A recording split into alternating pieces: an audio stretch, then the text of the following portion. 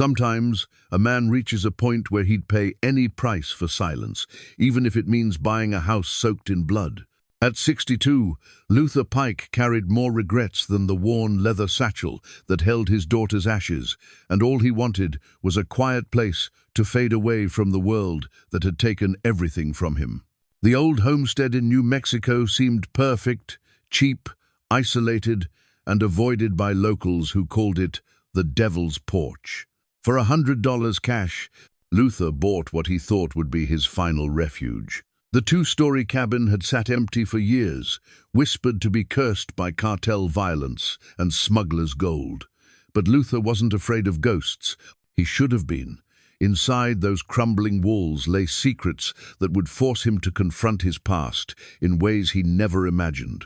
What was hidden in a cellar that refused to stay locked? Before we jump back in, tell us where you're tuning in from, and if this story touches you, make sure you're subscribed, because tomorrow I've saved something extra special for you.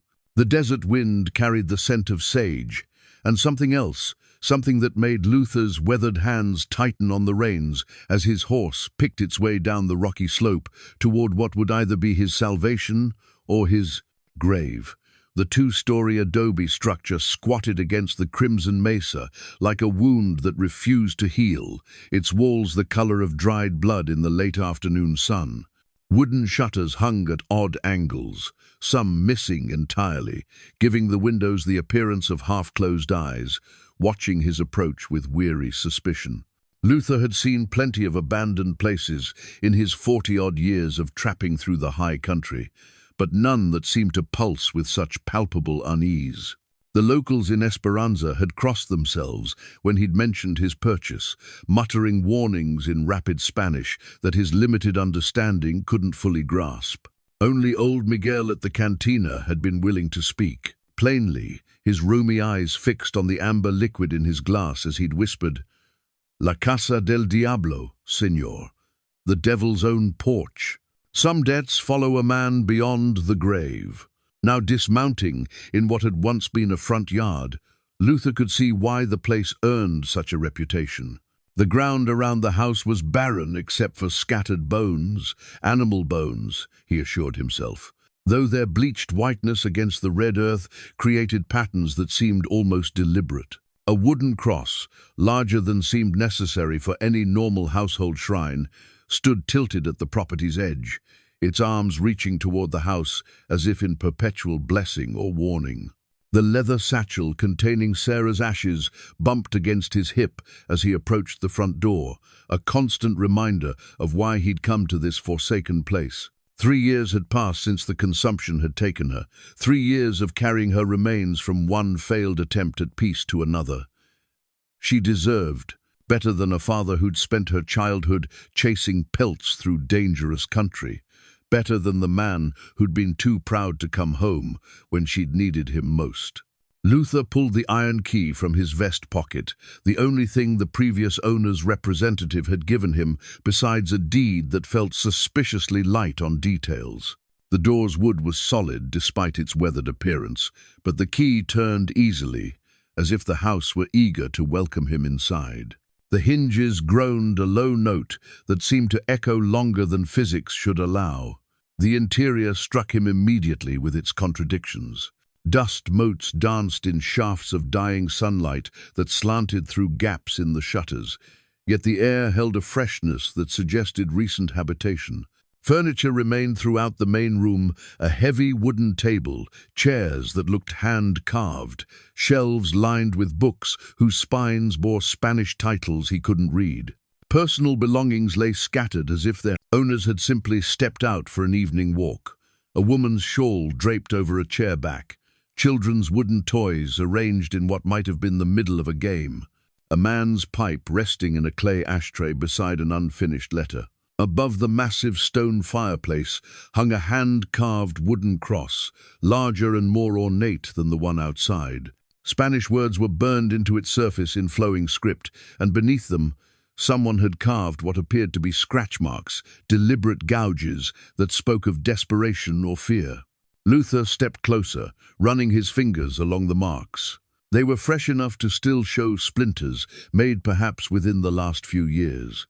Santa Maria, Madre de Dios, he read aloud, his pronunciation clumsy but recognizable.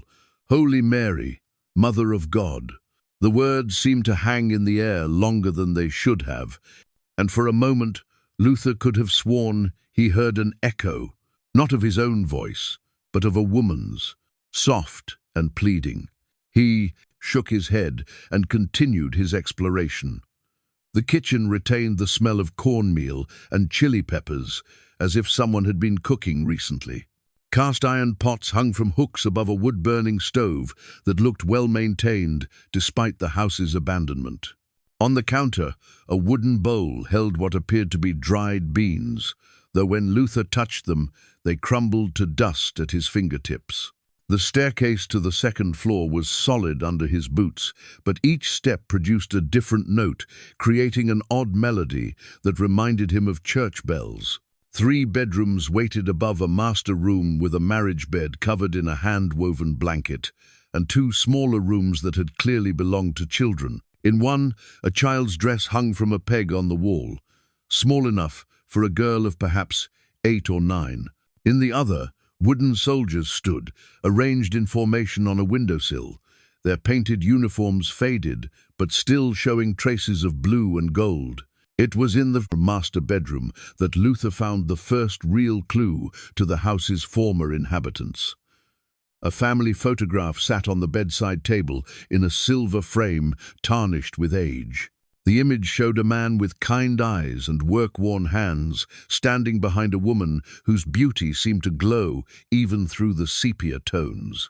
3 children surrounded them, 2 boys and a girl, all bearing their parents' warm smiles.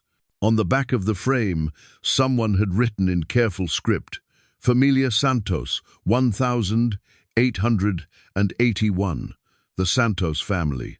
Luther studied their faces, noting how the father's eyes held the same wariness he'd seen in his own reflection lately, the look of a man who'd seen too much of the world's cruelty. The mother's hands rested protectively on her children's shoulders, and something in her expression suggested she'd known their happiness was fragile, temporary. As evening approached, Luther made the practical preparations of a man accustomed to making do with what he found. He located a well behind the house that still drew sweet water, discovered a root cellar stocked with preserved goods that hadn't yet spoiled, and found enough seasoned wood stacked against the back wall to keep a fire burning through several nights. The previous inhabitants had been thorough in their preparations, as if they'd expected to return. By candlelight, Luther unpacked his few belongings in the master bedroom, placing Sarah's ashes on the mantelpiece beside the photograph of the Santos family. The leather satchel looked small and insignificant next to the evidence of a complete family's life, but it represented his entire world now, the last physical connection to the daughter he'd failed. "I'm sorry, little bird," he whispered to the ashes, using the pet name he'd called her as a child. "I know this isn't what you would have wanted for me, hiding away like a wounded animal, but I don't know how else to carry this weight." The house seemed to listen to his words, and for a moment Luther felt less alone than he had in months. Perhaps it was the lingering warmth of a family's love that had once filled these rooms. Or perhaps it was simply the relief of finally having walls around him instead of endless sky and the constant reminder of his failures. As he prepared for sleep, Luther noticed something odd about the bedroom's construction. The floorboards near the far wall didn't quite match the others. They were slightly newer, as if they'd been replaced recently. When he knelt to examine them more closely, he found that several boards were loose, held down by nothing more than habit and the weight of the furniture above them. But exhaustion weighed heavier than curiosity, and Luther decided his investigation could wait for daylight. He blew out the candle and settled into the marriage bed that still held the faint scent of lavender and sage, scents that reminded him of Sarah's hair when she was small and would crawl into his lap after a nightmare. Outside, the desert wind picked up, howling around the house's corners with a sound that was almost musical, almost like voices calling across vast distances. Luther closed his eyes and let the sound wash over him, the first peaceful noise he'd heard in years that didn't carry the weight of his regrets. For the first time since Sarah's death, Luther Pike slept without dreams of what might have been, cradled in a house that seemed to understand the particular nature of loss and the desperate hope for redemption that had brought him to its door. The wind continued its song through the night, and if it carried other voices, the whispered prayers of a mother, the laughter of children, the gentle murmur of a father telling bedtime stories, Luther was too deeply asleep to hear them. But somewhere in the depths of his rest, his lips curved into the ghost of a smile, as if some part of him recognized the sound of a family's love and found comfort in knowing that such things had once existed in this place, where he'd come to find his own peace. Dawn would bring discoveries that would change everything, but for now, Luther Pike was exactly where he needed to be, in a house that held secrets and sorrows as deep as his own, surrounded by the lingering presence of people who had understood that love and loss were two sides of the same precious coin. Luther woke to the sound of scratching. At first, he attributed it to mice or rats. Any abandoned house would have its share of vermin, but as consciousness fully returned, he realized the sound was too deliberate, too rhythmic, to be random scurrying. It came from directly beneath the floorboards, where he'd noticed the mismatched wood the night before, a steady scritch, scritch, scritch that seemed almost like writing. The morning sun streamed through gaps in the shutters, casting long rectangles of gold across the bedroom floor. Luther dressed quickly and retrieved his hunting knife from his pack, using the blade to pry at the loose boards he'd discovered. The wood came up easily, as if it had been removed and replaced many times before. Beneath the floorboards lay a hollow space lined with oiled cloth. Inside the makeshift hiding place, Luther found a leather-bound journal, its pages yellow with age, but remarkably well preserved. The cover bore no title, only initials burned into the leather. M.S. Maria Santos. Luther opened the journal carefully, mindful of the brittle pages. The writing was in Spanish, penned in a woman's careful hand. Though his understanding of the language was limited, he could make out dates, names, and enough words to piece together fragments of meaning. The earliest entries seemed routine notes about household matters, the children's health, her husband, Carlos's work, but as Luther flipped through the pages, the tone changed markedly. Los hombres oscuros appeared repeatedly in later entries, the dark men. Luther's Spanish was rough, learned from trading with Mexican trappers over the Sound for years, but he could sense the growing fear in Maria's words. She wrote of men watching the house, of Carlos coming home late with worried expressions, of having to hide things esconder las cosas, though she never specified what. One entry, dated the 15th of October 1881, was written in shaking handwriting that betrayed Maria's terror. They came again today. Carlos says we have no choice. The children ask why Mama cries, but how can I tell them? How can I explain that evil men have made our home a prison? They want us to keep their filthy gold, to let them use our cellar for their devil's work. Carlos says if we refuse, they will kill us all. But if we agree, are we not already dead? Santa Maria, protect my babies. I fear what tomorrow will bring. Luther's blood chilled as he read. The journal painted a picture of a family caught in the web of dangerous men, forced to participate in activities that violated everything they believed. As he continued reading, more details emerged.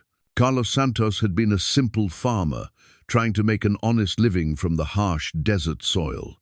But their property sat along a smuggling route used by men who dealt in stolen goods and worse. The Santos family had been given a choice that was no choice at all: cooperate or die. The most disturbing entries came near the end. Maria wrote of her daughter Elena, asking why strange men visited in the night, of her son Miguel, having nightmares about monsters in the cellar. She described how the men had forced Carlos to help them modify the house, creating hiding places and secret passages for their contraband. "They have turned our home into a place of sin," Maria wrote. "Every night I pray that God will forgive us for what we do to protect our children. But I fear our prayers fall on deaf ears. This place feels cursed now, poisoned by their presence. Even the walls seem to weep." Luther found himself drawn deeper into Maria's story, seeing uncomfortable parallels to his own life. She wrote extensively about her fears for her children's future, about the helplessness of watching danger close in around those you love most.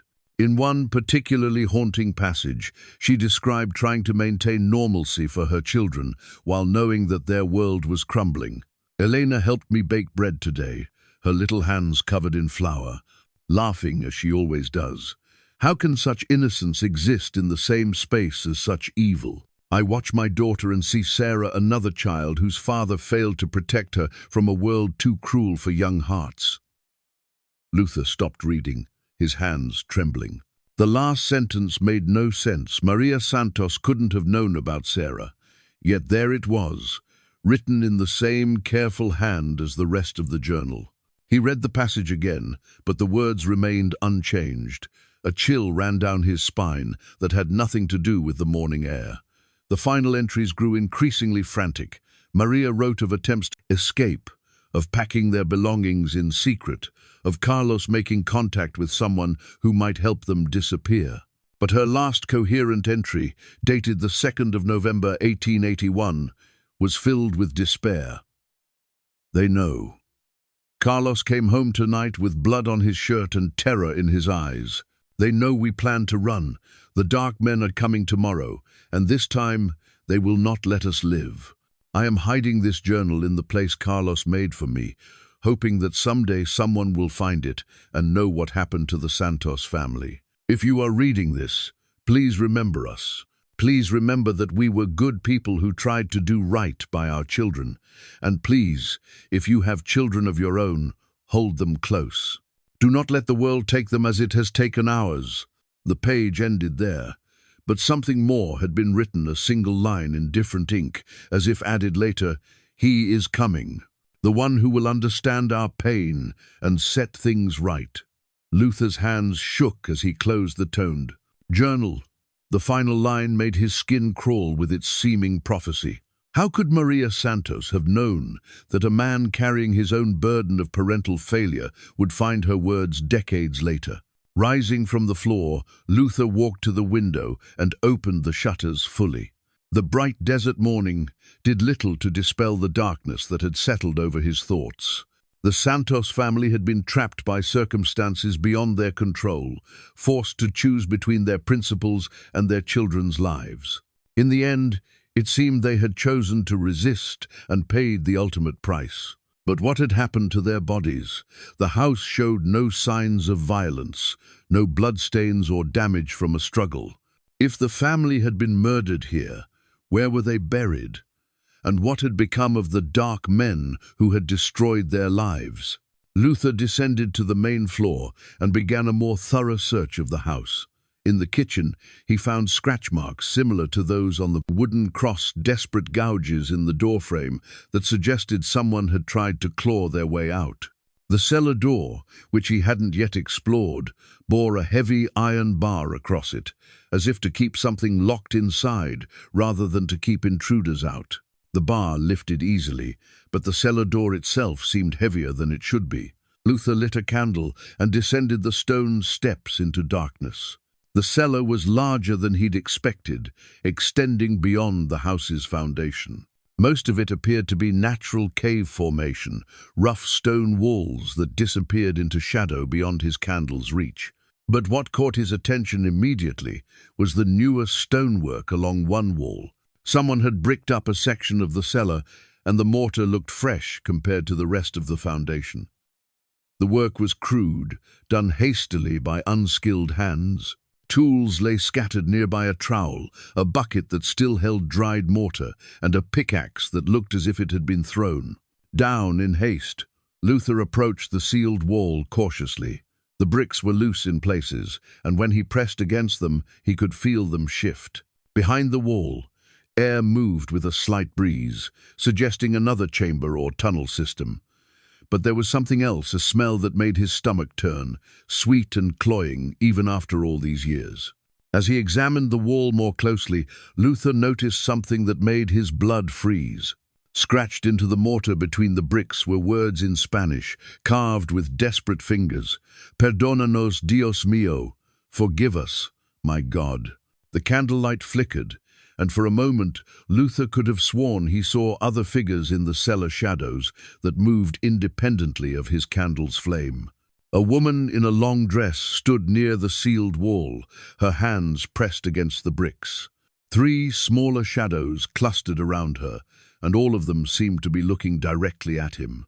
Luther blinked hard, and the shadows were gone. But the feeling of being watched remained, along with the certain knowledge that the Santos family's story was far from over. Whatever lay behind that hastily built wall, it held the key to understanding what had happened in this house, and perhaps why he had been drawn here. The journal had been just the beginning. Now Luther faced a choice that echoed the one Carlos Santos had confronted decades earlier. Walk away and preserve his peace, or dig deeper into secrets that might destroy him. He thought of Sarah, of the regrets that had driven him to this forsaken place, and knew he had no choice at all.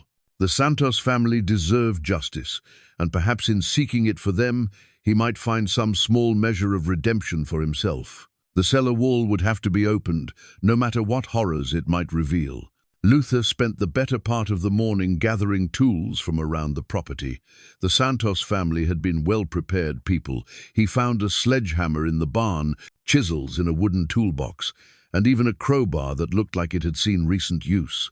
The irony wasn't lost on him that he was using Carlos Santos's own tools to uncover what had likely been the man's final desperate act.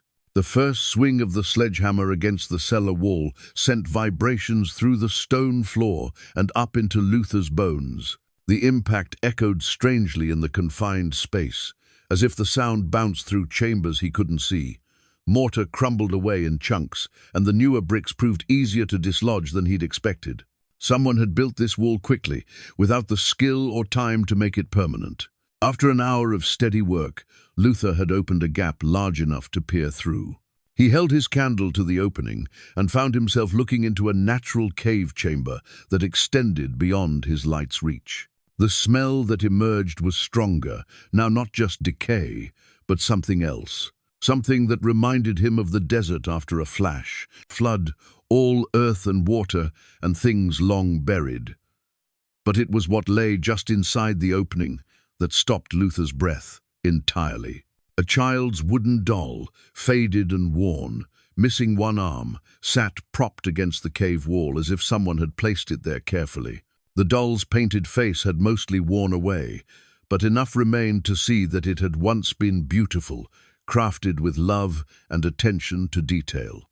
Luther squeezed through the gap he'd created and picked up the doll with trembling hands. It was smaller than he'd expected, sized for a very young child, perhaps Elena Santos, the little girl from the family photograph. The missing arm had been torn away roughly, and the fabric of its dress was stained with something dark that could have been blood or just the accumulated grime of decades. Holding the doll brought back a flood of memories Luther had spent years trying to suppress. Sarah, at age 4, clutching a similar doll during a thunderstorm, crying because Luther had to leave for another long trapping expedition. Sarah, at 6, carefully mending her doll's dress with clumsy stitches, telling him it was hurt and needed Papa's medicine. Sarah, at 8, too old for dolls, but keeping this one hidden under her bed because it reminded her of when he used to read her stories. "I bought you a doll like this once," Luther whispered to the darkness. "Remember, little bird? That Christmas when you were 5 and you hugged it so tight I thought you might squeeze the stuffing out of it." The memory was crystal clear despite his efforts to bury it. Sarah had been sick that winter, running fevers that left her weak and pale. Luther had ridden 2 days through a blizzard to find a town with a proper store. spending most of his winter's earnings on a doll with real hair and a dress made of blue silk. When he'd given it to her, Sarah had looked up at him with eyes bright with fever and joy and whispered, "Now, I won't be lonely when you're gone, Papa." He'd left 3 days later for a trapping run that kept him away until spring. By the time he returned, Sarah had outgrown dolls, and the blue-dressed treasure sat forgotten on a shelf. He'd never seen such pure happiness in her eyes again. Luther set the doll down carefully and continued exploring the cave. The chamber was roughly circular, about 20 feet across, with several passages leading deeper into the earth. Someone had been using this space. He found the remains of wooden crates, coils of rope, and metal tools that had long since rusted. This had been a storage area, hidden from the house above and accessible through the cellar. But it was more than a storage area. Along one wall, Luther discovered crude sleeping spaces carved into the rock, lined with moth-eaten blankets and straw mattresses. People had lived down here, hidden from the world above. The arrangement spoke of fear, of people who needed to disappear quickly and completely. As Luther explored further, he found evidence of the Santos family's final days. Children's clothes lay folded in neat stacks, as if Maria had been preparing for a journey. A man's boots sat beside a leather satchel that contained papers too faded to read. Most heartbreaking of all was a small shrine someone had created in an alcove, a wooden cross surrounded by melted candle stubs, with 3 smooth stones arranged beneath it. On each stone, a name had been scratched: Elena, Miguel, Joaquin, the Santos children. Their parents had created a memorial for them here in this dark place, perhaps knowing they would never see proper graves or have their names spoken in church. Luther knelt before the shrine and felt the weight of another family's grief pressing down on him like a physical force. "They were just babies," he said aloud, his voice echoing strangely in the cavern. "Elena couldn't have been more than 8. How does a man protect children from monsters when the monsters have all the power?" The question hung in the air, and Luther realized he was no longer thinking only about the Santos family. His own failures pressed against his chest like a physical weight. Sarah had died alone in a charity hospital while he was 3 states away, chasing rumors of a silver strike that had turned out to be worthless. She'd sent letters he'd never received, asking him to come home, telling him she was scared. By the time he'd learned of her illness, she'd been dead for 2 weeks. "I should have been there," Luther whispered to the shrine. "I should have been there for her, just like Carlos should have been able to protect his children. But we failed, didn't we? We failed because the world is full of dark men, and sometimes good people can't fight them all." A sound echoed through the cavern's soft footsteps that seemed to come from multiple directions at once. Luther spun around, his hand instinctively reaching for the pistol at his hip, but he saw nothing except shadows dancing in his candlelight. The footsteps continued, circling him like children playing a game, and with them came whispers too faint to understand, but somehow familiar. "Elena?" Luther called softly. "Miguel? Joaquin?" The whispers stopped abruptly, but the presence remained. Luther could feel eyes watching him from the darkness, not malevolent but curious, as if the children were trying to decide whether this strange man could be trusted. He thought of the final entry in Maria's journal, the mysterious line about someone coming who would understand their pain. "I know what it's like," Luther said to the darkness. "I know what it's like to lose everything, to fail the people who needed you most. If you're here, if you can somehow hear me, I want you to know that I understand." The silence stretched on, but it felt different now, expectant rather than empty. Luther carefully picked up Elena's doll and cradled it against his chest, as he'd once held Sarah during her nightmares. "I'm going to find out what happened to you," he promised. "I'm going to find out who hurt your family, and I'm going to make sure people remember that the Santos family were good people who deserved better than this world gave them." As he spoke, the candle flame flickered and danced, casting strange shadows on the cave walls. For just a moment, Luther could have sworn he saw them, three small figures, standing just at the edge of his light, watching him with eyes that held both sorrow and hope. When the flames steadied, they were gone, but Luther felt something had changed. The cave no longer felt like a tomb, but like a sacred space where the dead waited patiently for justice to find its way to them at last. The ride into Esperanza took Luther 3 hours across desert terrain that seemed determined to discourage visitors. The town squatted in a valley between red mesas like a collection of bleached bones, its adobe buildings the same color as the surrounding earth. A few hardy souls moved between the shadows of buildings, but most sensible people stayed indoors during the heat of midday. Luther had come seeking answers, but more than that, he'd come because he couldn't shake the feeling that someone needed to know the Santos family had existed, had mattered, had been more than just another casualty of frontier violence. The doll rested in his saddlebag, wrapped carefully in one of his clean shirts. He wasn't sure why he'd brought it, but leaving it in that dark cave had felt like abandoning Elena all over again. The Territorial Records Office occupied half of a building that also housed the postal service and what passed for a telegraph station. A woman with graying hair and suspicious eyes looked up from her ledger when Luther entered, her gaze taking in his worn clothes and weathered face with the practiced assessment of someone who'd learned to judge trouble before it announced itself. "Need something recorded?" she asked in English, tinged with a slight Spanish accent. "Looking for information about a family named Santos," Luther replied, removing his hat. Carlos and Maria Santos lived out on what they call the Devil's Porch, had 3 children. The woman's expression shifted subtly, wariness replacing mere suspicion. "Santos family's been gone for years now. Why are you asking about them?"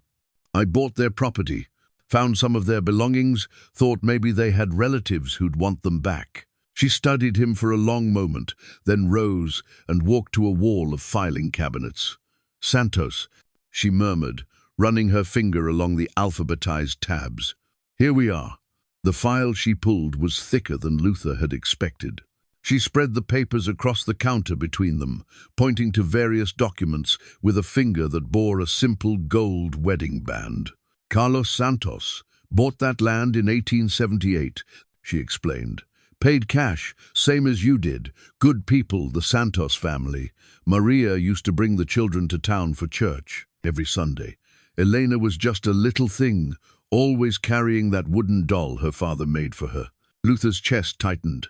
"You knew them personally?" "Knew them well, as anyone did. My husband and Carlos sometimes worked together during harvest season. Said Carlos was the hardest working man he'd ever met, never asked for more than a fair wage." Her expression darkened. "Then things changed." "Changed how?"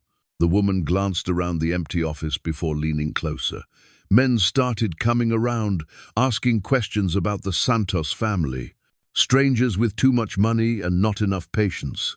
Carlos stopped coming to town except when he had to, and when he did, he looked like a man carrying the weight of the world." Luther felt his pulse quicken. "What kind of men?" "The kind that don't give their real names. Americans mostly, but some Mexicans too. They'd ask about the family's comings and goings, about who visited them, about whether Carlos had any debts." She shook her head. "Then one day, the Santos family just disappeared. House sat empty until you bought it. No one investigated? No law enforcement?" The woman's laugh held no humor. "Mister, out here the law is whoever has the most guns and the least conscience. The territorial marshal might ride through twice a year if we're lucky. By the time anyone with authority came around, it was just another abandoned homestead in a land full of them." Luther studied the papers spread before him. Property deeds, tax records, a few receipts from local merchants. But one document caught his attention, a promissory note dated September 1881, just 2 months before Maria's final journal entry. "This debt," Luther said, pointing to the note. "Carlos owed money to someone called Western Territory Holdings. You know anything about them?" The woman's face went pale. Don't know nothing about that, and don't want to. Some questions are better left unasked around here. But Luther could see knowledge in her eyes and fear. Ma'am, I found some of their belongings in the house, personal things that suggest they didn't leave willingly. If something happened to that family, their children deserve to be remembered. She was quiet for a long moment, her fingers drumming nervously on the counter. Finally, she spoke in a voice barely above a whisper. Western Territory Holdings wasn't a real company. It was a name some men used when they wanted to make their business look legal. They'd loan money to families who were struggling, then when the debts came due, they'd demand payment in services instead of cash. What kind of services? The kind that involve moving things across the border without involving customs officials. Carlos Santos was an honest man who got caught in a web he couldn't escape from. She gathered up the papers quickly. That's all I know, and it's more than I should have told you. Luther reached into his saddlebag and carefully unwrapped Elena's doll.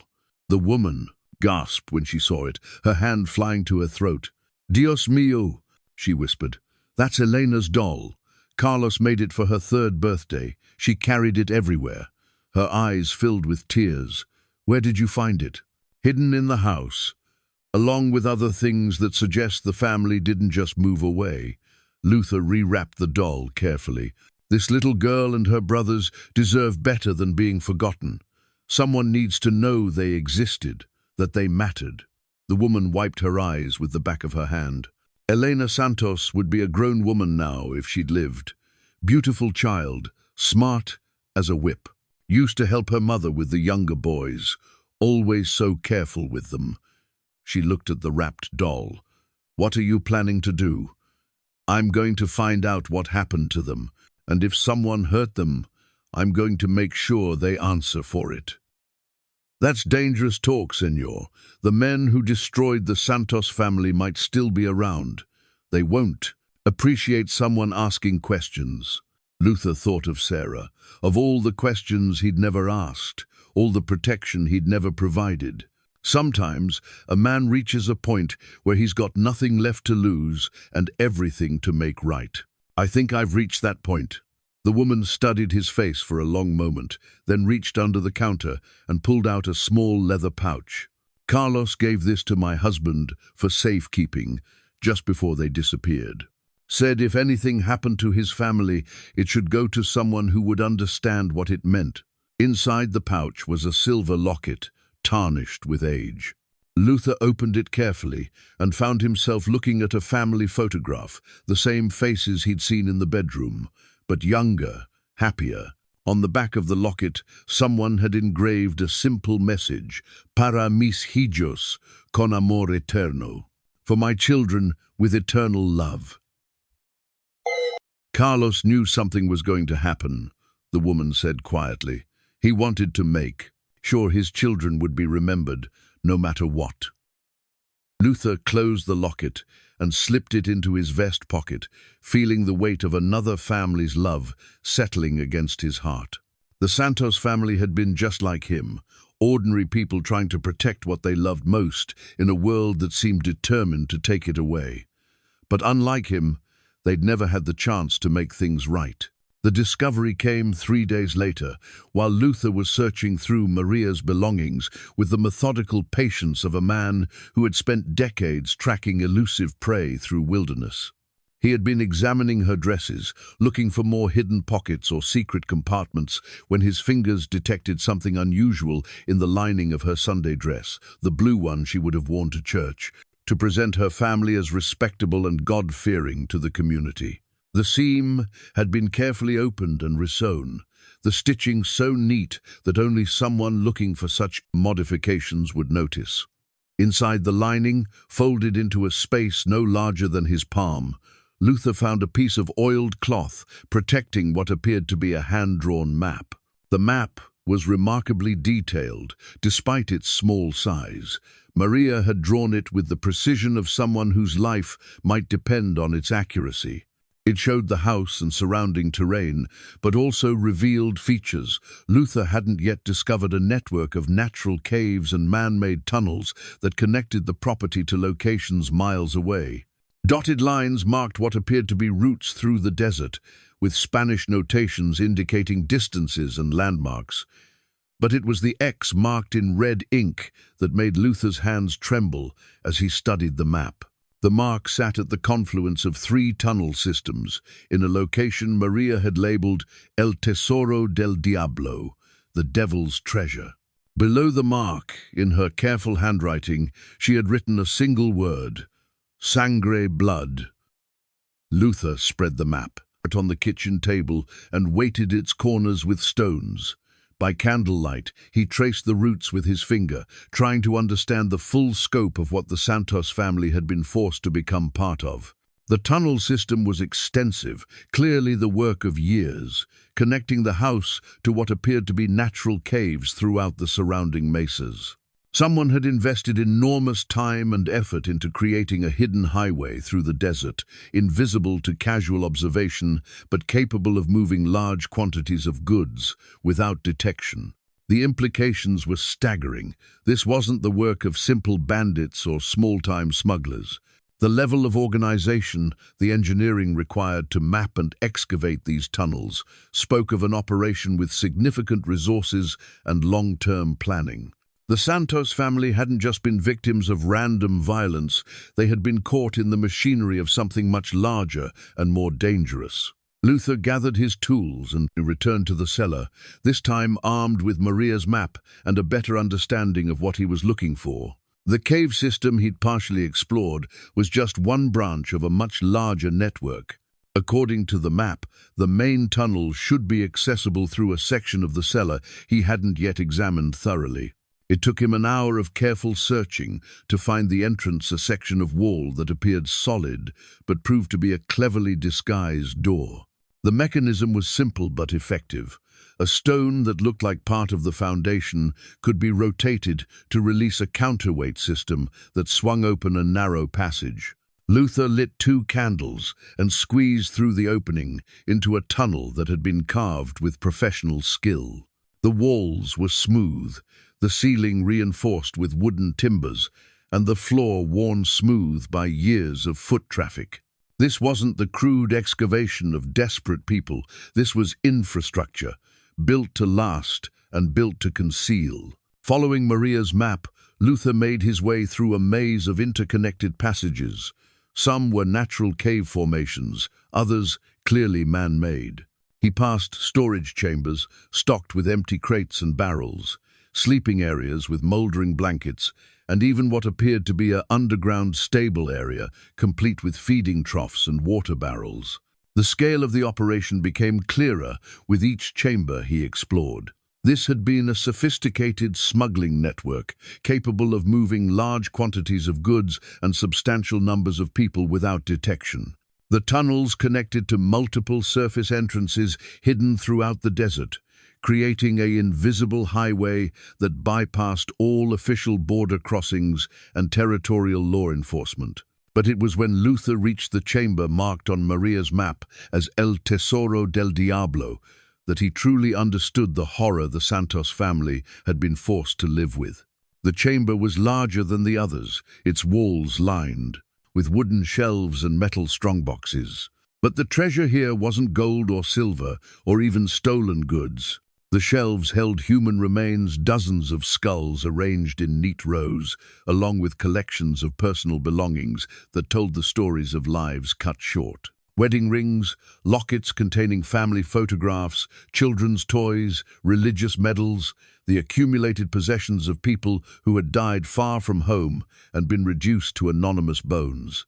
In the center of the chamber sat a wooden table that had been stained dark with old blood.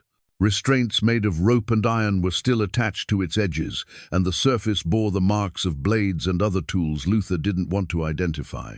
This had been a place of torture and murder, where victims had been brought to be questioned, broken, and killed.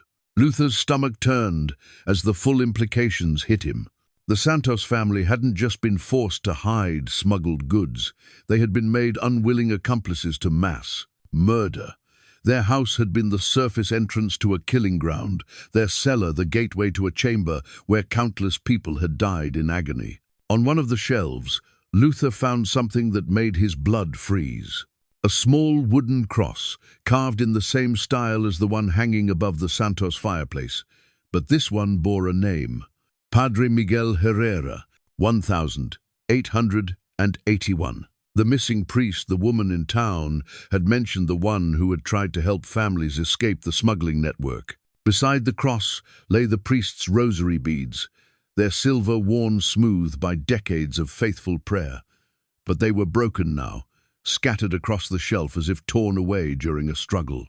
Luther gathered them carefully, feeling the weight of another good person's failed attempt to stand against evil. As he explored further, Luther found evidence that the killing chamber had been used recently. Some of the bloodstains on the table looked fresh compared to others, and several of the storage areas contained goods that couldn't be more than a few years old. The network might be dormant now, but it hadn't been completely abandoned. Standing in that chamber of horrors, surrounded by the evidence of so much death and suffering, Luther finally understood why he had been drawn to this place. Maria's final journal entry about someone coming who would understand their pain, it hadn't been prophecy. It had been hope. The hope that someday someone would find this place and bear witness to what had happened here. The Santos family had been forced to live above a mass grave, to sleep knowing that beneath their feet lay the bones of dozens of murdered innocents. They had tried to escape, tried to find help, tried to protect their children from knowledge of what their home had become. And when they had finally attempted to break free, they had been silenced forever.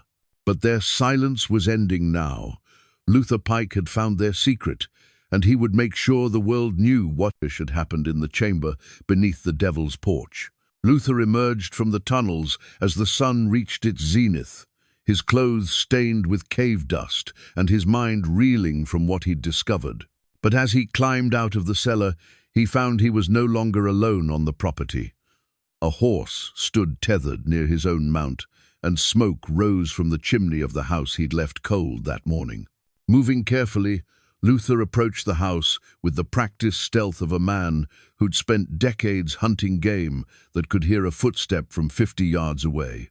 Through the kitchen window, he could see a figure seated at the table, an elderly Mexican man in the simple black clothing of a priest, calmly drinking coffee from one of Maria's cups, as if he had every right to be there.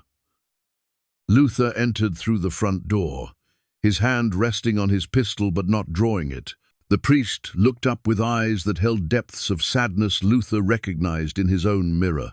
"You must be Luther Pike," the priest said in accented English, gesturing to the chair across from him. "I am Father Francisco Morales. I have been waiting for you to finish your exploration below. How did you know I was down there? How do you know my name? The same way I knew you would come to this place eventually. The same way I knew you would be the one to finally uncover what happened to the Santos family." The priest sipped his coffee slowly. "Some stories call to the people who need to hear them most." Luther remained standing, studying this unexpected visitor. The priest was perhaps 70, with silver hair and hands marked by decades of manual labor. But his eyes held the particular weariness of someone who had seen too much of human cruelty and never learned to accept it. "You knew the Santos family," Luther said. "It wasn't a question. I married Carlos and Maria. I baptized their children. I watched them try to build a good life in a place that had been cursed long before they arrived." Father Morales set down his cup carefully. "And I failed to save them when they needed me most. The rosary beads in the tunnel. They belonged to Father Miguel Herrera, my predecessor. Miguel tried to help families escape the men who controlled this network. He organized safe passages, hid people in the church, even tried to contact territorial authorities." The priest's voice grew heavy. "They tortured him to death in that chamber you found, trying to learn the names of other families he'd helped." Luther finally sat down, the weight of another man's guilt, recognizing its reflection. "You've known about the tunnels all along." "I've known, but I've been powerless to act. The men who created that place, they're not just criminals, Mr. Pike.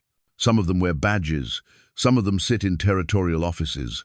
Some of them give orders to the very soldiers who are supposed to protect innocent people. The priest reached into his cassock and withdrew something, wrapped in black cloth. Miguel left this with me before he made his final attempt to help the Santos family. He said if he didn't return, I should give it to someone who could use it to seek justice.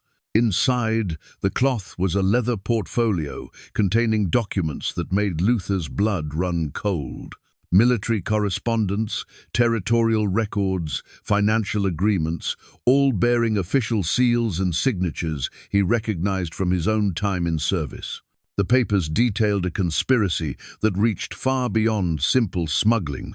Operation Desert Shield. Luther read aloud from one document. Joint Territorial Federal Initiative to secure border regions through enhanced cooperation with local enforcement assets. Enhanced cooperation, Father Morales said bitterly. A beautiful phrase for selling protection to smugglers and murderers in exchange for information about Mexican revolutionary activities. Luther studied the documents more carefully, his military experience helping him decode the bureaucratic language. The operation had been designed to create a network of informants and safe houses along the border, ostensibly to gather intelligence about Mexican political movements that might threaten American interests. But the reality had been far darker. They turned the whole region into a hunting ground, Luther said, understanding beginning to dawn. Official protection for criminals in exchange for intelligence that probably never materialized. The Santos family was trapped when Carlos refused to let them use his property for the killing chamber. They offered him money, then threatened him, then finally gave him a choice: cooperate or watch his children die slowly. Luther found his own name in one of the documents, a list of military personnel who had participated in border operations during the late 1872. His stomach turned as he realized the implications. I was part of this. The missions we ran along the border, the intelligence we gathered about Mexican families who might be sympathetic to revolutionary causes. You provided the initial target lists, Father Morales confirmed gently. Families who were considered security risks, people who needed to be watched or eliminated. You didn't know what would happen to that information, but you gathered it faithfully. The revelation hit Luther like a physical blow. His military service, which he'd always seen as honorable despite its difficulties, had been the foundation for the network that eventually destroyed the Santos family. His reports about Mexican families along the border had marked them for death or forced cooperation with the smuggling operation. Sarah knew, Luther whispered, understanding flooding through him. She was researching my military records when she died. She'd found the connection. Father Morales nodded sadly. Your daughter had been corresponding with several families affected by Operation Desert Shield. She was trying to document what had happened to help them seek justice. The Santos family was just one of many she'd identified. Luther's hands shook as he held the documents that connected his past to the horrors beneath this house. Sarah had died trying to atone for his sins, attempting to help the people his military service had unknowingly doomed. She'd carried the weight of his actions without ever telling him, trying to fix what he had broken. The men who ran this operation, Luther said, his voice steady despite the turmoil in his chest.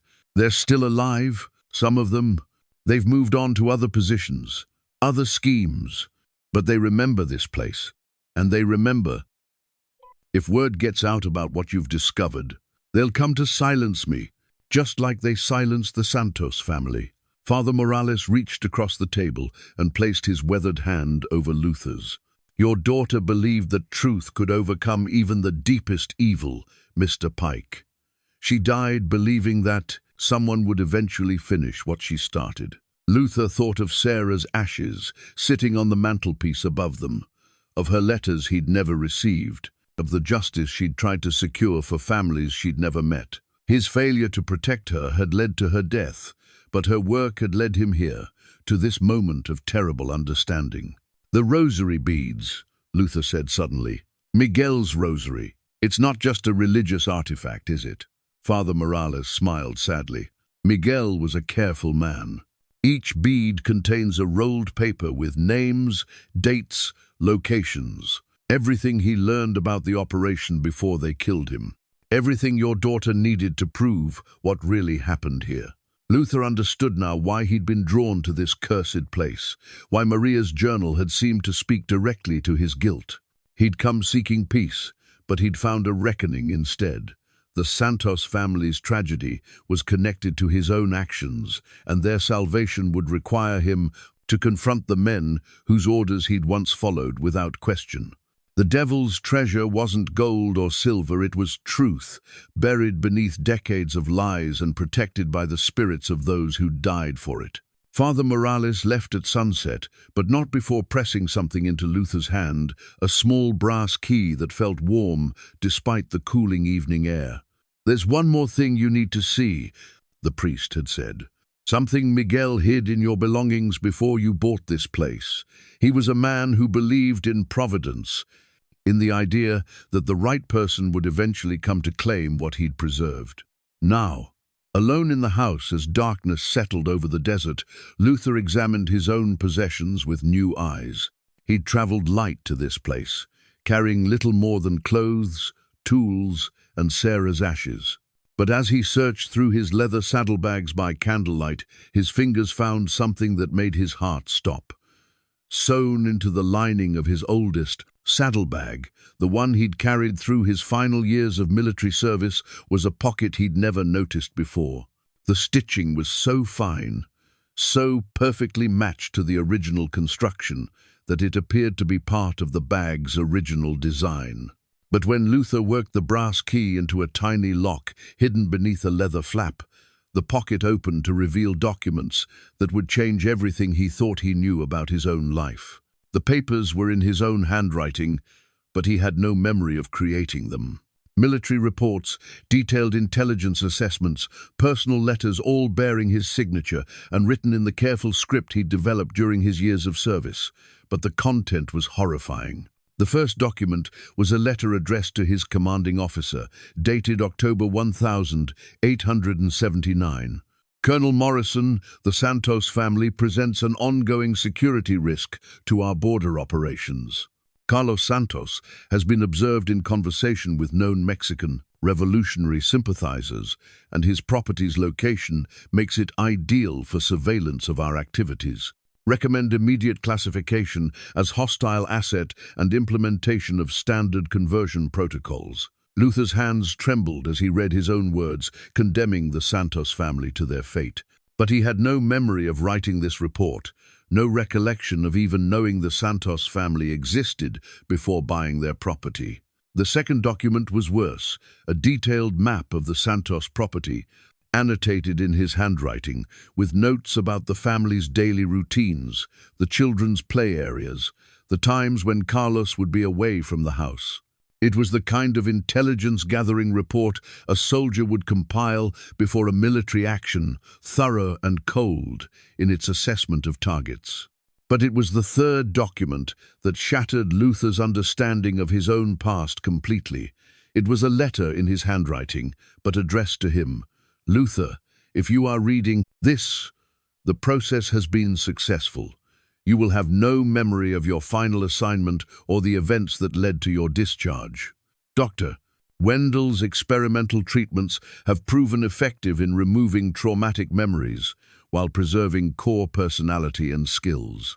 You served your country with honor even in those final months when duty required actions that would have destroyed a lesser man's sanity. The Santos family was terminated as ordered. The operation was clean, professional, and necessary for border security. You carried out your final mission with the same dedication you'd shown throughout your service, but the psychological cost was deemed too severe for you to carry. Better that you remember your service with pride than live with the weight of necessary but unpleasant truths. Your daughter Sarah's death was an unfortunate complication. She had begun investigating Operation Desert Shield, and her questions were attracting unwanted attention. Her illness was accelerated to prevent her from exposing classified operations. You were not present because you were completing your final assignment. Her sacrifice, like yours, served the greater good. You will be drawn back to the Santos property eventually. Dr. Wendell's treatments include subtle psychological conditioning that will ensure your return when circumstances require it.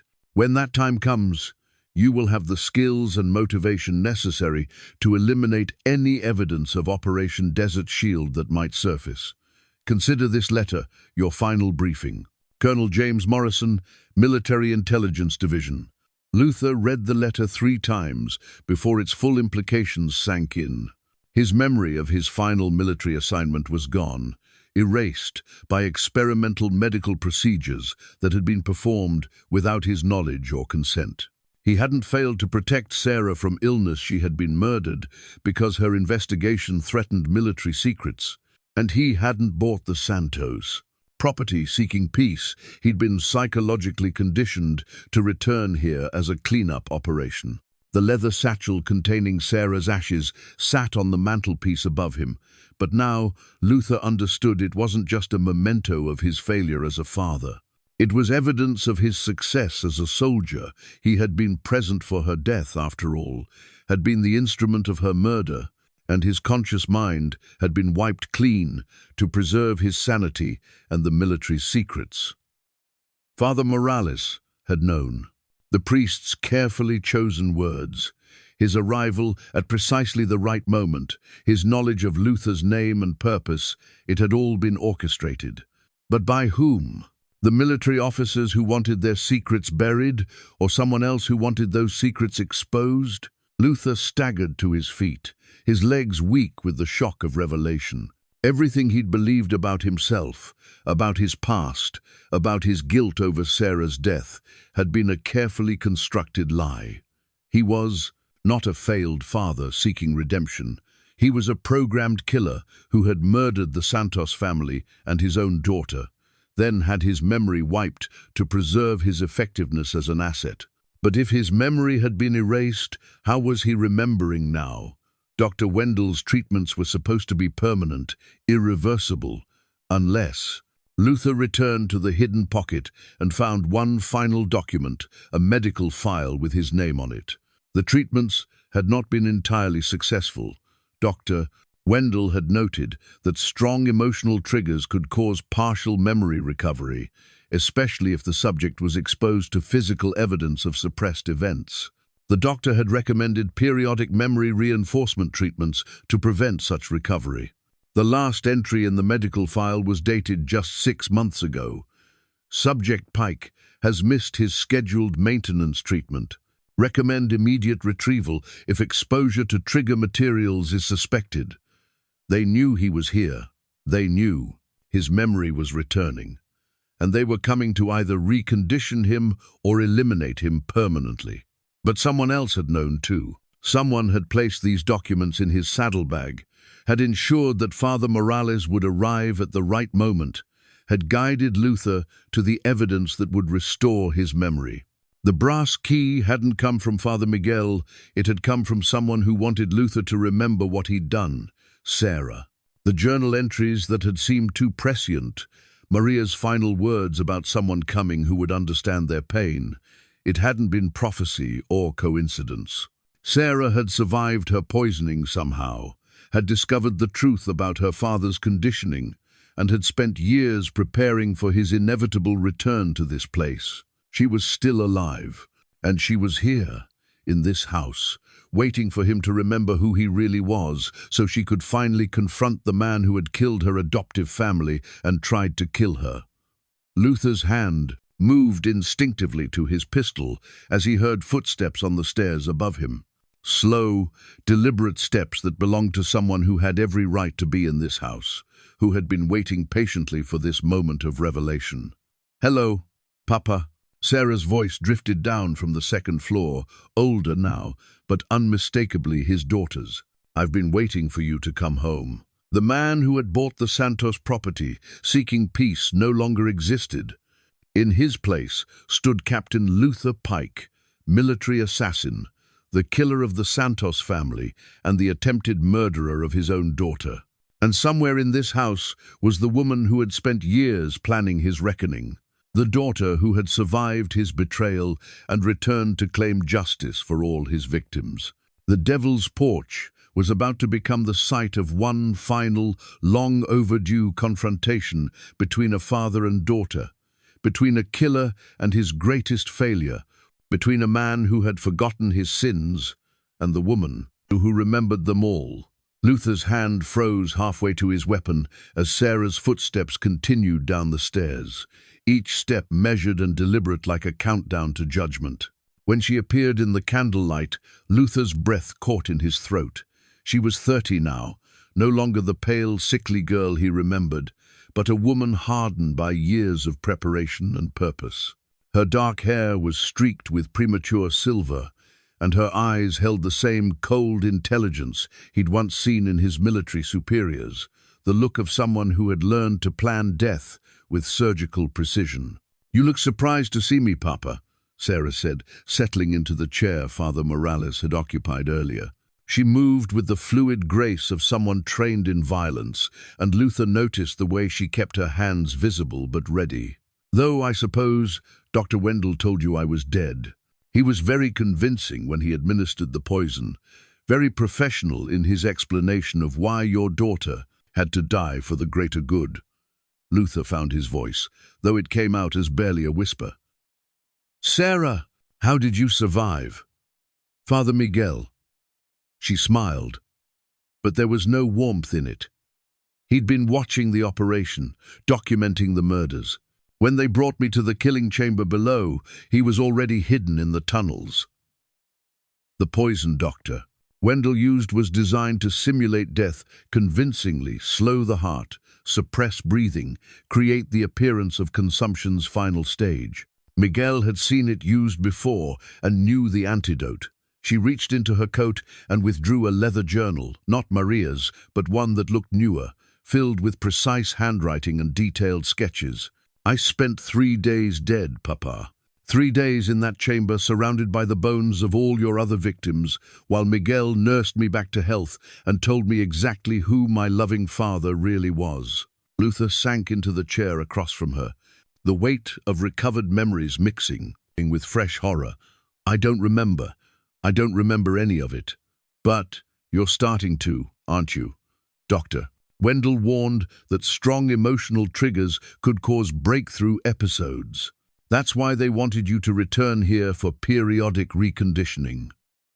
Sarah opened her journal and showed him pages covered with photographs, documents, and detailed notes. "I've spent 15 years preparing for this conversation, gathering evidence, learning everything I could about Operation Desert Shield and your role in it." The journal was a masterpiece of investigation, containing details about dozens of families destroyed by the operation. Luther saw his own handwriting throughout intelligence reports, assassination orders, efficiency evaluations of different killing methods. Each page was a testament to his thoroughness as a military asset and his complete lack of conscience in following orders. "The Santos family wasn't your first assignment," Sarah continued, turning pages to show evidence of earlier murders. "You'd been eliminating security risks along the border for 3 years before you came here. Always families, always people who posed no real threat to anyone. You were very good at making it look like accidents or natural causes." Luther studied a photograph of a Mexican family, parents and 4 children, posed for what had probably been their only professional portrait. His own handwriting in the margin noted their elimination date and method: contaminated well water, symptoms consistent with natural disease outbreak. "Why?" Luther asked, though he wasn't sure if he was asking Sarah or himself. "Why would I do this?" "Because you believed in the mission. Because your commanding officers convinced you that these people were threats to American security. Because you were a soldier who followed orders without question." Sarah's voice carried a bitter edge. "And because you were very, very good at killing people who trusted you." She turned to a in section of the journal filled with personal photographs, images of Luther with the families he'd murdered, always in the weeks or months before their deaths. The Santos family Christmas celebration, with Luther helping Carlos carry in firewood. A birthday party for little Elena, with Luther carving wooden toys for the children, a church service where Luther stood with the family during prayers. You infiltrated their lives, Sarah explained, made them trust you, become dependent on you. The Santos family thought you were helping Carlos find work, protecting them from the dangerous men who'd been threatening them, right up until the night you poisoned their dinner and buried them in the desert. Luther stared at a photograph of himself helping Maria prepare a meal, both of them smiling warmly at the camera. He had no memory of the moment, but his face showed genuine affection for the woman he would later murder. How could I have done this and not remembered? Dr. Wendel's treatments were revolutionary.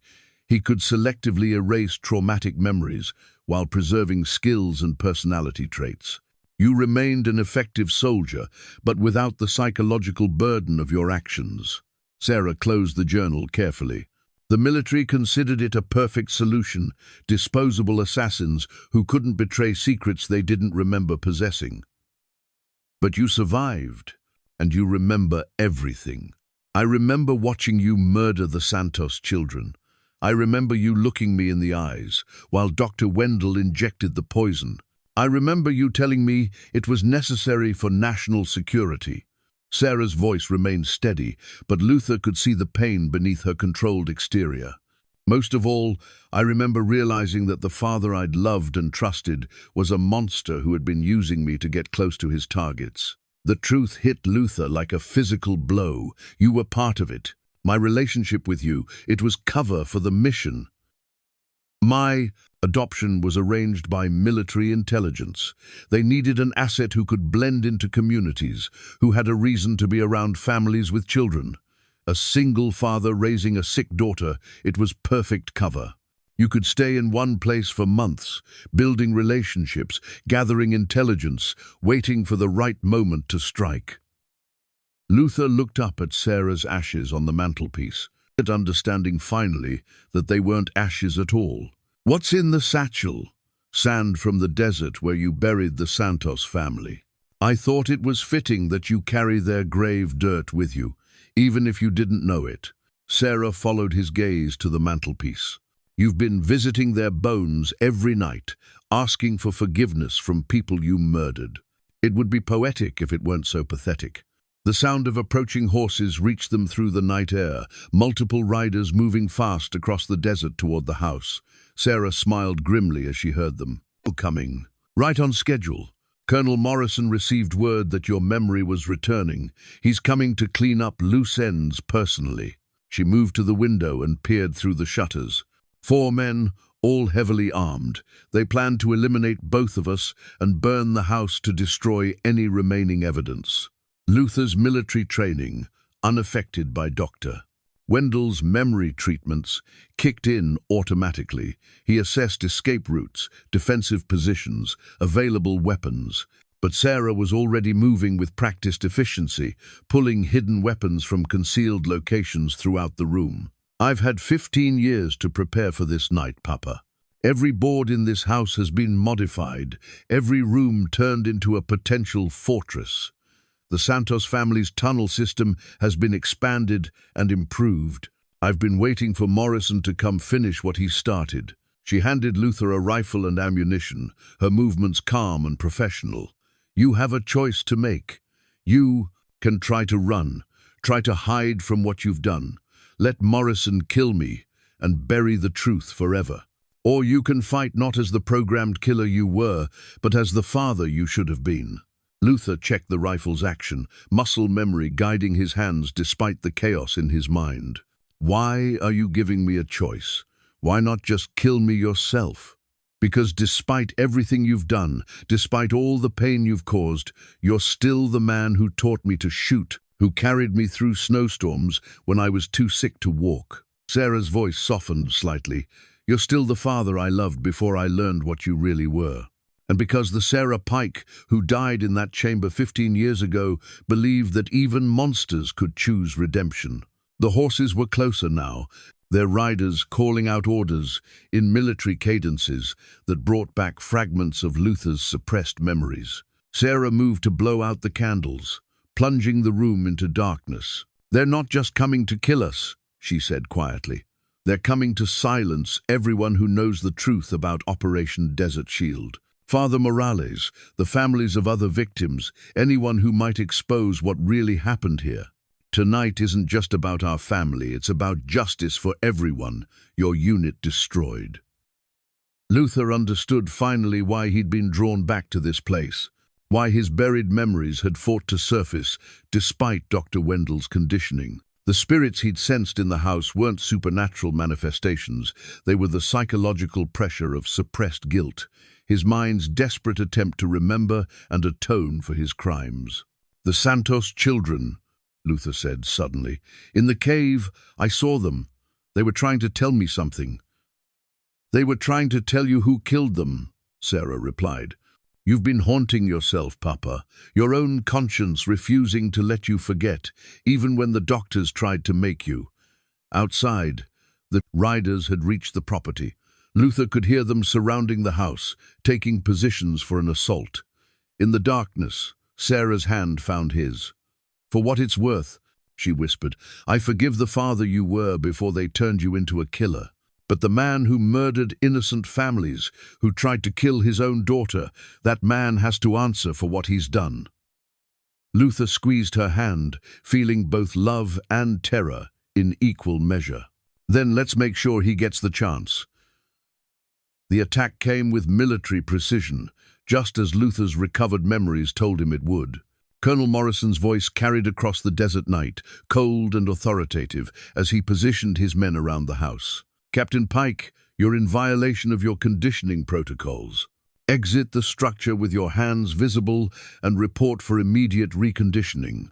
Sarah moved like a shadow through the darkened house, checking defensive positions she'd spent years preparing. He still thinks you're his programmed asset, she whispered. He doesn't know your memory has fully returned. Luther's hands found the rifle's familiar weight, muscle memory taking over, despite the turmoil in his mind. Through gaps in the shutters, he could see muzzle flashes, as Morrison's men tested the house's defenses with probing shots. The bullets struck thick adobe walls reinforced with steel plates Sarah had installed during her years of preparation. Southeast window, Sarah called softly, pointing to where one of the attackers was attempting to flank their position. He's yours. The shot came naturally, Luther's military training overriding 15 years of psychological conditioning. The man dropped silently, his weapon clattering against the stone foundation. For a moment, Luther felt the cold satisfaction of a successful engagement, then horror crashed over him as he realized how easily the killer inside him had awakened. Two more coming through the cellar entrance, Sarah reported, her voice calm and professional. They don't know about the tunnel modifications. She disappeared through a doorway Luther hadn't noticed before one of many hidden passages she'd created throughout the house. The Santos family's original escape routes had been expanded into a three-dimensional maze that turned their former prison into a fortress. Gunfire erupted from below as Sarah engaged the infiltrators in the tunnel system. Luther heard the distinctive crack of her rifle, followed by the heavier boom of military-issue weapons. But there was something else, voices that seemed to echo from the walls themselves, whispers in Spanish that grew louder as the violence escalated. Santa Maria, protegenos, the voices pleaded. Holy Mary, protect us! Luther realized the house itself was remembering, the accumulated trauma of decades manifesting as the battle reached its crescendo. The Santos family's terror, their desperate prayers, their final moments, all of it, bleeding through the walls like psychic residue activated by fresh violence. Morrison's voice boomed through a speaking trumpet. Pike, your daughter is a terrorist and a traitor. She's been feeding information to Mexican revolutionary groups. You have 60 seconds to produce her, or we breach and eliminate all occupants. He's lying. Sarah's voice came through the house's modified speaking tube system. But it doesn't matter. He's going to kill us both regardless. Luther moved to the front window, using the wooden cross above the fireplace as cover. Through the shutters, he could see Morrison himself, older now, grey-haired, but still carrying the rigid posture of a career military officer. The man who had ordered the murder of dozens of families, who had turned Luther into an unwilling killer, who had tried to murder Sarah to protect his secrets. "Colonel Morrison," Luther called out, "this is Captain Pike. I remember everything now, every family, every child, every life you ordered me to take." Morrison's response came without hesitation. "Then you know why you can't be allowed to live. You were the perfect soldier, Pike. Efficient, thorough, unquestioning. Doctor, Wendell's treatments made you even better, all the skills without the inconvenient conscience." Sarah reappeared beside Luther, her clothes torn and bloodied, but her eyes fierce with determination. "The two in the tunnels are down, but Morrison has more men positioned around the property." Luther studied the tactical situation through gaps in the fortifications. Morrison had chosen his position well far enough from the house to avoid return fire, close enough to coordinate the assault. But Luther's returning memories included knowledge of the man's habits, his preferences, his weaknesses. "He always keeps an escape route," Luther murmured. "Morrison never commits to a position without multiple exit strategies." "The horses," Sarah said, understanding immediately. "He'll have left someone, with the horses, positioned to cover his retreat if things go wrong." Luther felt a cold smile cross his face, the expression of the killer Morrison had created. "Then we give him something to retreat from." Sarah handed him a device Luther recognized as a military demolition charge, modified with additional shrapnel. "I've been saving this for Morrison personally. The cellar is rigged with enough explosives to bring down half the mesa. When he comes close enough, you'll take out his escape route," Luther finished, "and I'll take out Morrison." The plan was simple, brutal, and exactly the kind of tactical thinking Morrison had trained into Luther during their years of collaboration. But now the training would be turned against its creator, the perfect soldier finally choosing his own targets. Maria Santos's wedding ring still hung from a chain around Luther's neck. He'd found it in the chamber below, and worn it as a reminder of his victims. Now he kissed the simple gold band and whispered a prayer in broken Spanish. "Perdoname, Maria. Forgive me. Let me make this right." Sarah gripped his shoulder, her touch carrying both forgiveness and determination. "For all of them, Papa. For every family he destroyed through us." Outside, Morrison was moving his remaining men into position for the final assault. Inside, a programmed killer and his daughter prepared to face the man who had created them both and to ensure that Operation Desert Shield would finally die with its architect. The Devil's Porch was about to claim its last victims. The final assault began with Morrison's voice cutting through the desert night like a blade. "You were my greatest success, Pike. Don't throw away everything we accomplished together." Luther positioned himself at the fortified window, Sarah's modified rifle steady in his hands. Through the scope, he could see Morrison advancing with two remaining soldiers, their movements coordinated with the precision of men who had done this many times before. But Luther had done it more times, had been Morrison's instrument of death for years before Dr. Wendell's treatments made him forget. "He's coming for the front door," Luther whispered into the speaking tube, "just like he taught me direct assault, while the target is distracted by flanking maneuvers." Sarah's voice came back through the system. "Charges are set. When he reaches the porch, I'll blow his escape route. But you have to take the shot first if Morrison realizes we're about to cut off his retreat. He'll fall back."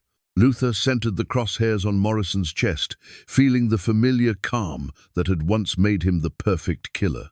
His finger found the trigger's sweet spot, and for a moment he was back in 1881, following orders without question, eliminating targets without conscience. But then, Maria Santos's wedding ring pressed against his chest, and Luther heard other voices joining the whispered prayers, echoing through the house. Elena's childish laughter, Miguel's nervous questions about the strange men who visited at night, Joaquin's tears when he'd found his wooden soldiers broken. All the children Luther had murdered, all the families he'd destroyed, speaking through the walls of their former home. For them, Luther breathed, and squeezed the trigger. The shot took Morrison center mass, spinning him around and dropping him to his knees. But the old colonel was tougher than his age suggested. Instead of falling, he raised his own rifle and returned fire, bullets splintering the wooden cross above Luther's head. "Now!" Luther shouted. Sarah's demolition charges erupted in sequence, starting with the area where Morrison had left his horses and spreading inward toward the house. The desert floor heaved and cracked, swallowing 2 of Morrison's men in clouds of dust and debris. The carefully planned escape routes collapsed into smoking craters, trapping the survivors in a killing ground of Sarah's design. But Morrison was still moving, crawling toward the house with grim determination, despite the blood spreading across his uniform. Luther could see the man's eyes through the scope, cold, calculating, already planning his next move, even as his life bled out into the desert sand. "He's not going to stop," Sarah called through the speaking tube. "Even dying, he's still coming." Luther understood. Morrison was a soldier to the end, following his mission parameters even as his body failed. The man had spent decades turning other people into killers, and he would not accept defeat from one of his own creations. "Then I'll meet him halfway," Luther said, rising from his position. "Papa, no! The house is our advantage." But Luther was already moving, drawn by something deeper than tactical thinking. Morrison represented everything Luther had become. Under military orders, the willingness to murder innocents, the ability to sleep peacefully after destroying families, the cold efficiency that prioritized mission success over human life. Facing Morrison from safety felt like hiding from his own guilt. Luther stepped onto the porch, where the Santos family had once watched sunsets and played with their children. Morrison was 30 yards away, still crawling forward, his rifle trailing behind him in the dust. When he saw Luther emerge, the colonel managed a bloody smile. "There's my boy," Morrison wheezed. "Still can't resist the direct approach. That's what made you perfect for the work." "I remember what you made me do," Luther said, walking slowly toward his former commander. "I remember every face, every name, every child who begged for mercy before I killed them." "And you did it beautifully," Morrison replied, struggling to raise his rifle. "Clean, efficient, emotionally detached. You were everything a soldier should be." Luther stopped just out of Morrison's reach, looking down at the man who had shaped him into a killer. "The Santa's children called me Uncle Luther. Elena showed me the wooden doll her father made for her. Miguel asked if I could teach him to carve animals like his papa did." "Targets," Morrison corrected, blood frothing at his lips. "They were targets, not people. That's how you stayed sane long enough to complete the missions." "That's how you stayed sane," Luther said. "But it drove me insane, didn't it? That's why you needed Dr. Wendell's treatments, because I was breaking down, because even a perfect killer has limits." Morrison's smile faded as he realized Luther was beyond his psychological control. "You can't undo what you've done, Pike. You can't bring them back. You're a killer, and that's all you'll ever be." Luther knelt beside his dying commander, Maria Santos's wedding ring catching the moonlight as he reached for Morrison's throat. "Maybe, but I can make sure you never create another one." The colonel's eyes widened as Luther's hands closed around his windpipe, not the quick, professional kill of a military assassin, but the desperate grip of a father, finally protecting his child from the monster who had tried to destroy them both. Morrison's last words were barely audible. "You'll escape what you are." But Luther held on until the light faded from Morrison's eyes, until the man who had orchestrated Operation Desert Shield breathed his last breath in the shadow of the Devil's Porch. The desert fell silent except for the wind and Sarah's footsteps as she emerged from the house to stand beside her father over their enemy's body. Dawn broke over the Devil's Porch with a silence Luther had never experienced before. Not the hollow quiet of a man avoiding his past, but the deep peace of secrets finally brought to light. Sarah sat beside him on the porch steps, both of them staring at Morrison's body as the rising sun painted the desert gold. The colonel's blood had already been absorbed by the thirsty earth, leaving only a dark stain that would fade with the next rain. "It's over," Sarah said quietly, though neither of them moved to disturb the stillness. Luther's hands shook as he pulled a small leather journal from his vest pocket, the final artifact that would ensure the truth survived them both. Throughout the night, as they'd waited for Morrison's assault, he had written everything he could remember.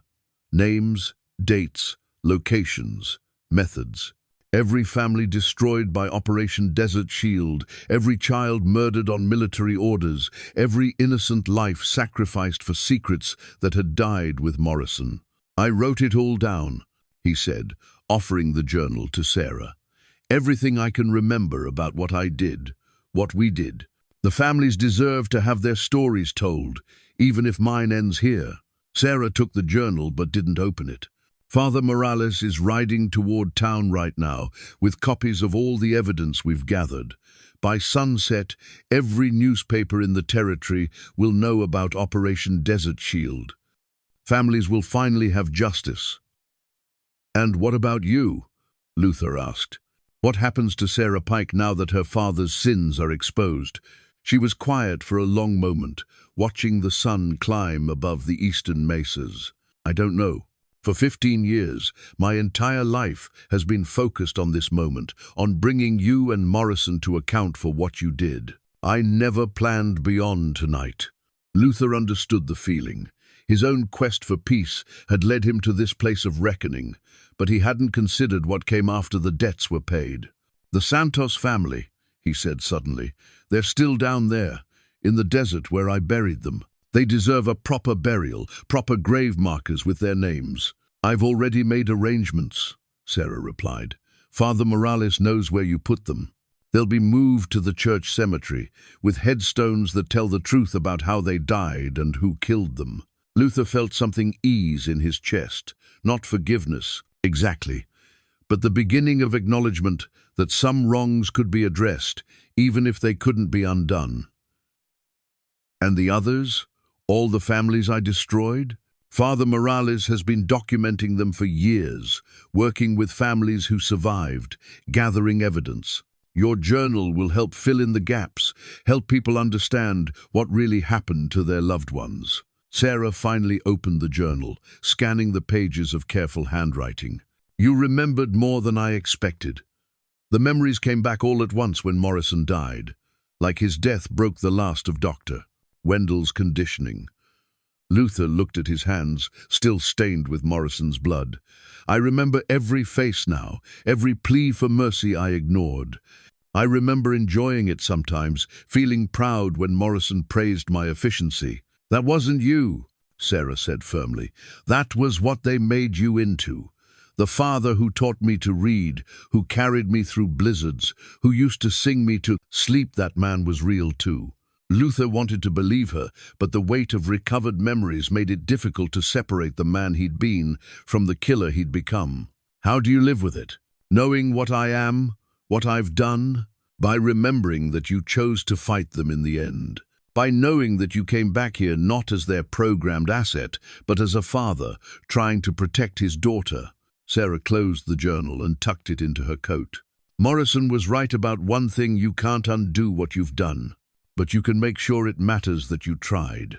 In the distance, a rider approached across the desert, Father Morales, returning from his mission to spread the truth about Operation Desert Shield. Behind him came others, territorial officials, newspaper correspondents, families of the victims who had waited decades for justice. The isolation that had protected the Devil's Porch from scrutiny was ending forever. "What will you tell them about me?" Luther asked.